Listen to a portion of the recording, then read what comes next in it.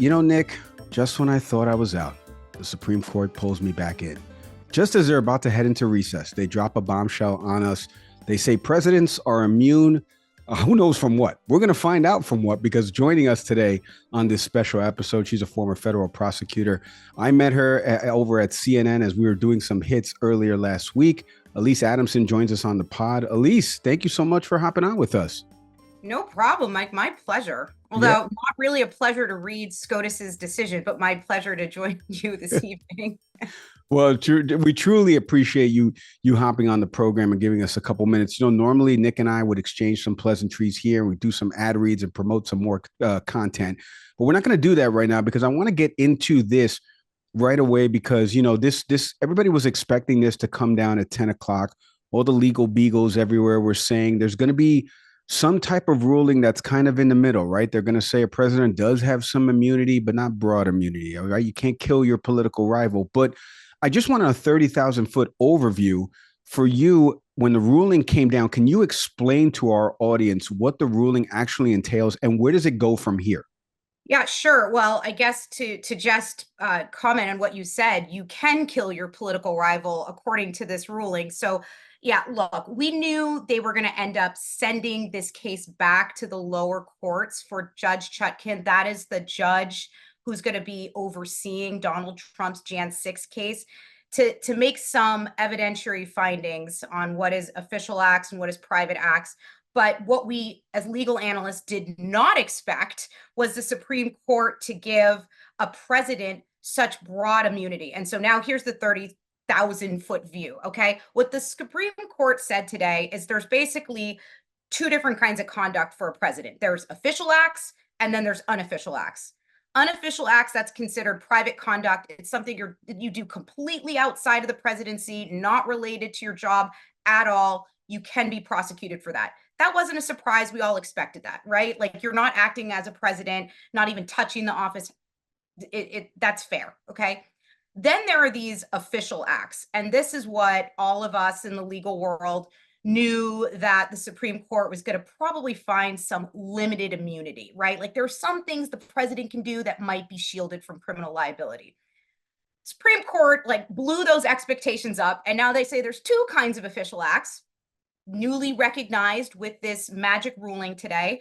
There's absolute immunity for official acts that are derived from a president's constitutional power. So things that the Constitution gives the president power to do. So that's commander in chief of the military. That's going to be like the power to pardon.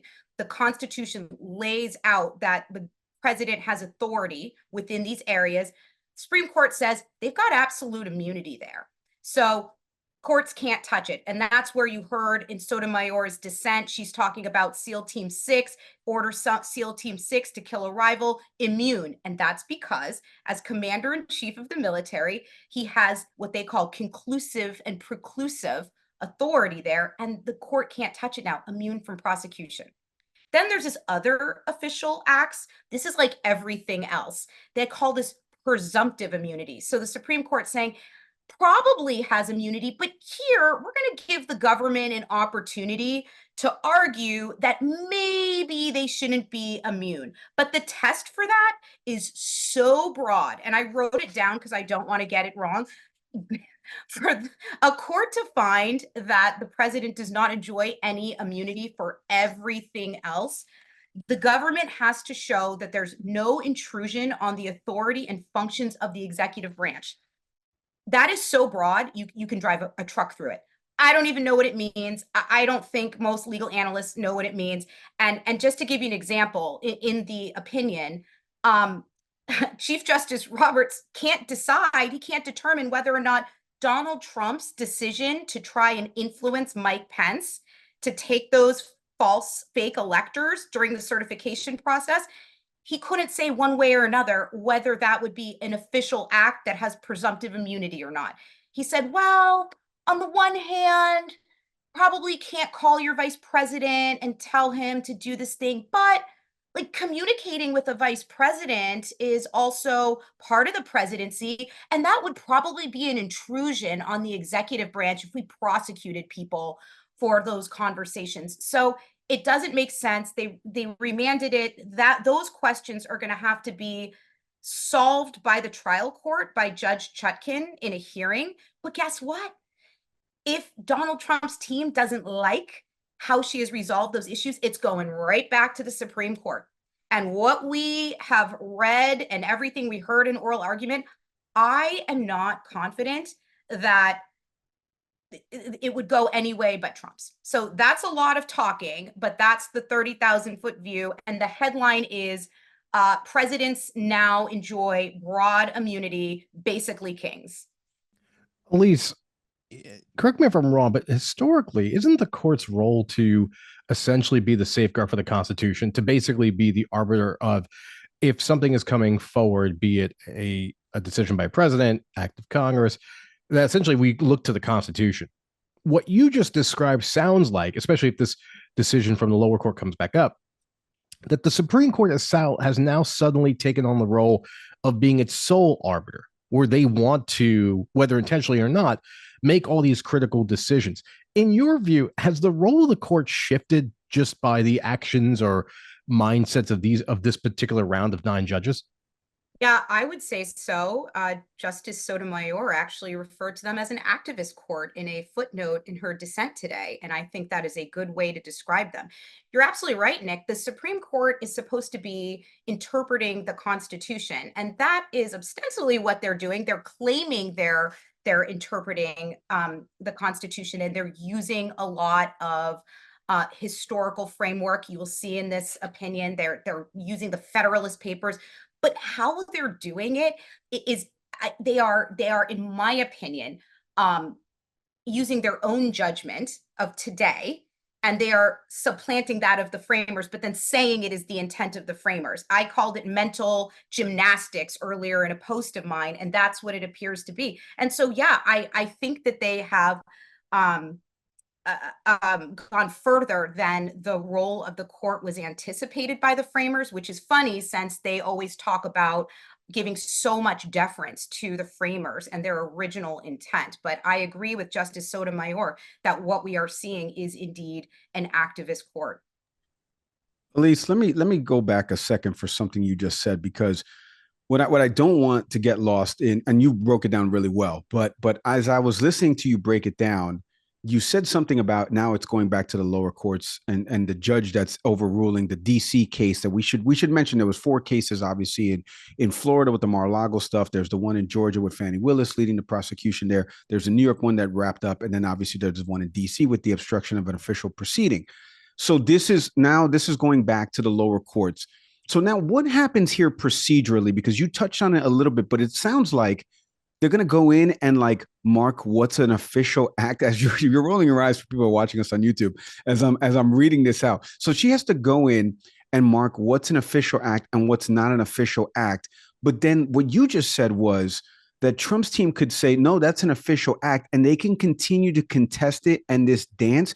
Won't that affect like every single case, every single president going forward? Joe Biden right now decides that he wants to lock Donald Trump up. Like, wouldn't that cause chaos? Am I oversimplifying it, or is your head nodding in agreement, saying that no, Mike, you're absolutely right? This is going to cause chaos upon chaos, because this could spend so much time. This could spend, so much time in the courts. Yeah, I was rolling my eyes because while you were talking, I was just imagining what this is going to look like. I spent a lot of time in court litigating various things. And so what you're describing, it is a litigation nightmare. So what's going to happen is the case is going to go back to the trial judge. The trial judge is going to have hearings, evidentiary hearings, so she can determine what was an official act, what was an unofficial act. That's going to be essentially a mini trial. She's going to take testimony. She's going to have to parse out through the indictment what was an official act, what was an unofficial act. Then the defendant, that would be former President Trump, can take what's known as an interlocutory appeal. That's an appeal that happens before a case is resolved, before it goes to the jury and he's convicted. Usually that's when a defendant appeals, after they've been convicted. this was considered a pretrial interlocutory appeal that went up to the Supreme Court. Those are rare, but those are going to be allowed here because these are questions about whether or not a case should even be proceeding to trial. So you're absolutely right, Mike, that this is not just going to affect this January 6th case, but it could potentially affect the Georgia case. Now, limited effect in something like the New York case, that's already been resolved. And most of the evidence there was for things that happened before he was elected president. This only pertains to acts that were taken when he was in office. Same with the Mar-a-Lago case. A lot of that stuff happened after he was out of office, so this won't affect it. But you're right, for the future, any president that is subject to criminal prosecution, or could be, which maybe more will, since they feel like they have a get out of jail free card, if it goes to this litigation, that's what it'll be. Hearing after hearing, contested after contested. And you know what? The Supreme Court anticipates they're going to have to hear more appeals to make these tests and these rules clearer, because right now they're about as clear as mud. Yeah, with that in mind, regardless of who wins, the election this fall for the presidency, do we run a risk of, because of this potential ongoing, what may feel like an infinite back and forth between the Supreme Court and the lower court in terms of deciding what is official versus unofficial, what may be a president facing in terms of making all these decisions and having to decide whether they're allowed within their purview or not? What may that do potentially to the role of the presidency? Well, what you just articulated is what the Supreme Court says they were worried about. That's why they gave the president such broad immunity. Their concern was if it wasn't clear and presidents didn't enjoy broad immunity, that's how they would be thinking all the time. Is what I'm doing okay? Could I be subject to prosecution? They said they feared a chilling effect on the presidency if they didn't enjoy this immunity. And so now, I mean, what we're talking about is the rare case where a president is ultimately charged and kind of determining what's a private act and what's an official act. Because I hear your point, which is, well, won't a president be concerned about what's private and what's official? But I think with this ruling, a president need not be concerned, because most of everything they're going to do will fall under an official act. And it would take something like an insurrection, say, where the conduct, in my mind, is so clearly private. Like, I don't know how we can be saying that this was within the scope of their duties. And that line should be pretty clear to any president, if that makes sense. Alyse, I wanted to ask you because it's funny, and I'm going to bring our convo that you and I had in the CNN Green Room this past weekend about politics and the law kind of intersecting, right? Like the law is the law, right? Even though it should be black and white, right? The scales, the blindfold on the scales of justice, but there is seldom gray. And then in the world of politics, it shouldn't blend into law. The reason I'm asking that is because, and Nick brought this up about the Supreme Court and how people are supposed to interpret this. This was before them in December. The oral arguments happened in April. They make a ruling in July, so that way no trial can happen. And I was reading earlier today in the USA Today about contrast what the Supreme Court has done timeline-wise with the Nixon administration blocking the New York Times. That was 4 days after hearing oral arguments in 1971.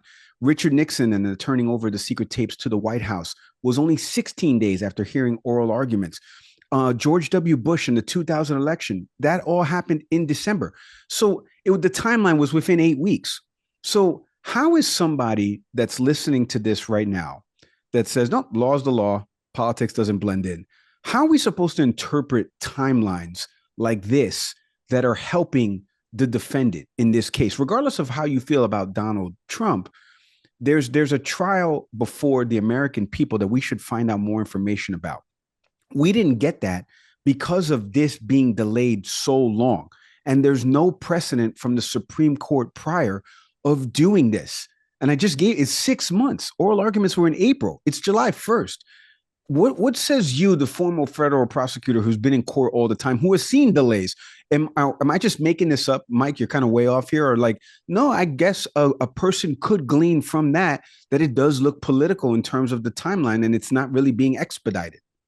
Well, first, to be fair, there are cases where there's a delay, where oral argument will be heard and then they wait to the end of the term to issue an opinion. So this isn't just a complete outlier. And actually, I think the Supreme Court anticipated that critique, because within the opinion, there are some snipes at both the prosecution and the lower courts. What they say is they feel like the lower courts were rushing and that they expedited, to use your own word, they actually use that in the opinion. They feel like the lower court and the DC Circuit, which is the appellate court right below the Supreme Court, expedited their decision. They said they went too fast. The Supreme Court's arguing in their opinion, and I think to answer this point, by saying this is a case of national importance. We really needed the time to think through this and weigh it. And that's their argument. But you make a good point, which there have been other cases of national importance, which they have decided much more quickly. And, you know, if they had put all their effort and their time into rendering opinion, they could have done it on a different time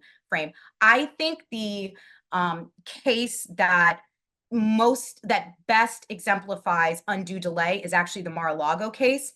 So the Supreme Court taking months to issue an opinion, right, wrong, we see that. I think that's less political. The case we're seeing out of Florida, that has been delayed indefinitely. You have hearing upon hearing. The judge is granting these testimonial evidentiary hearings for every single motion. It makes no sense. I think that one is a stronger argument for potential politics being in play, because there's no reason for it. And I think most people who practice in a courthouse will tell you they've never seen anything like that. But the other point I want to make is the Supreme Court's kind of opening itself up to this critique about bias in politics, because, and we talked about this in the green room, you have justices like Clarence Thomas who are accepting luxury vacations from Republican mega donors. So even if, you know, I just gave a reason for why it might be reasonable for this opinion to have taken a few months, but we're asking the questions because the optics are bad, right? Like, how can you say there's not a little bit of bias when this guy is hanging out with a mega donor? It does not look good. And when you're the Supreme Court, you should be minding your P's and Q's. Like, you don't want an appearance of impropriety. So I hear you on your critique, and I think they opened themselves up for such critique by their behavior. At least this has come up a little bit because you just mentioned Justice Thomas, and obviously what we saw with, I mean, some of the interesting possessions we can say of Harlan Crow, and potentially a Supreme Court justice, maybe one of them, I guess. But we also have seen, obviously, you know, the story with Sam Alito and, you know, that early decision in matters of Roe, that early, you know, copy of that text. It feels like we've seen in the past year and change examples individually of justices that are blatantly political, like there's an influence in where they are.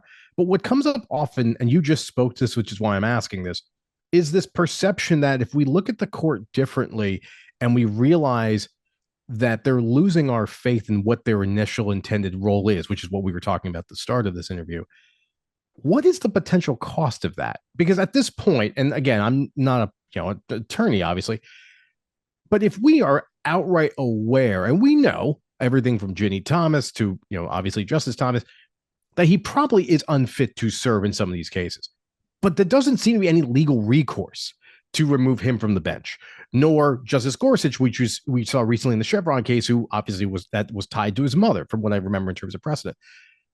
Is there any legal recourse that can happen if a member of the court is essentially, for lack of a better phrase, out of pocket? Yeah, not really. I think there is some congressional mechanism, and I don't want to misspeak. I know for federal judges on the lower benches, it would have to go through Congress, but that's why I'm like, it's just not going to happen, right? They're, especially here where these are ethics violations and the Supreme Court is self-policing. They issued a new policy after the revelations of Justice Thomas and Harlan Crow, but I mean, that's all it is. It's just a policy, and they're supposed to adhere to it, and there's no enforcement mechanism. It's toothless.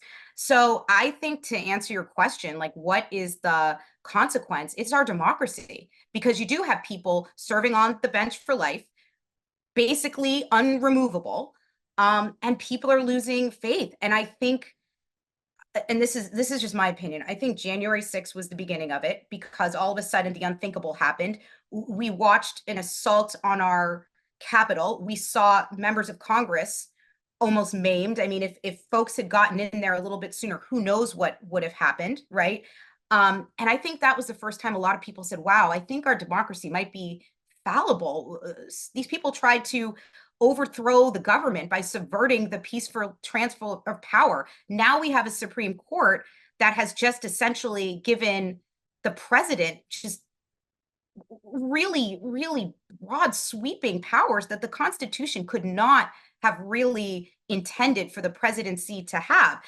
And on top of that, this same court has justices that are engaging in very overtly political behavior. I'm thinking of Alito with the flag in his front yard, to no recourse whatsoever, to your point, Nick. And so it is harming our democracy. The rule of law seems to be under attack, and that is one of the cornerstones of this country. And I am concerned we are not going to be able to operate the way that we have been for over 200 years if the people lose faith in our institutions. If the president is allowed to do whatever they want to do unchecked, if the Supreme Court is allowed to engage in political activities and go unchecked, what does that say? And Congress can't get it together. They're fighting constantly. We're at a point where it's more polarized than it's ever been. How are the American people going to view their system of government, and how are we going to be able to proceed the way the framers intended? I don't want to be a pessimist, but I am not liking what I'm seeing. And I think that a fundamental shift in our government is what the consequence is going to be. And that is just going to be devastating. Well, no worries on the pessimism here, because you've come to the right show. So, Alyse, let me ask you this as before we let you go here, because you've been so gracious with your time. I did want to ask you, because I've heard, as I was watching the coverage today of some of the other legal beagles that are friends of the show, making the rounds, and they were talking about the other cases that are involving the former president, and how now this decision could impact some of that, right? Where you could say in New York, in the New York case, and the ruling that just came down, the sentencing hearing is coming up next week.